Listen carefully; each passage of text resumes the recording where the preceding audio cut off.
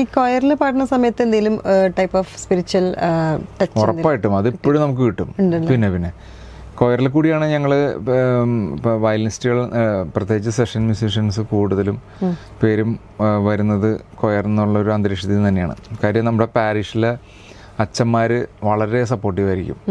ചില കൂടുതൽ മ്യൂസിക്കിനോട് താല്പര്യമുള്ളവരുണ്ടാവും, ഒരു ആവറേജ് താല്പര്യം എല്ലാവർക്കും ഉണ്ടാവും, എല്ലാ അച്ഛന്മാർ. കാര്യം മിക്ക അച്ഛന്മാരും പാട്ട് പാടും.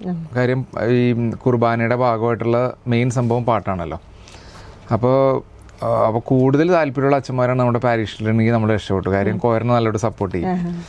അപ്പോൾ ഞങ്ങളുടെ പള്ളികളിൽ ഭാഗ്യവശാൽ അന്ന് വന്നിരുന്ന എല്ലാവരും നല്ല സപ്പോർട്ടീവായിട്ടുള്ള അച്ഛന്മാരായിരുന്നു. ഇപ്പോൾ പാട്ട് അത്ര ഭയങ്കരമായിട്ട് പാടാൻ പറ്റുന്ന അച്ഛന്മാരല്ലെങ്കിൽ പോലും നമ്മളെയൊക്കെ നന്നായിട്ട് സപ്പോർട്ട് ചെയ്യുമായിരുന്നു കൊയറിനും.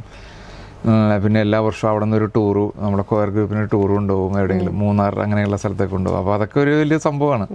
അപ്പോൾ പള്ളിയായിട്ട് നമുക്ക് നല്ല അടുപ്പമാണ്. പിന്നെ പള്ളിയിൽ വായിക്കാനിരിക്കുമ്പോഴാണെങ്കിലും നമുക്ക് ഒരു ഡയറക്റ്റ് ഒരു കണക്ഷൻ കിട്ടുന്ന പോലത്തെ ഒരു ഫീൽ എപ്പോഴും കിട്ടാറുണ്ട്. അത് കൊയർ എന്തായാലും ഒരു പ്രത്യേക ഒരു ഫീല് തന്നെയാണ്.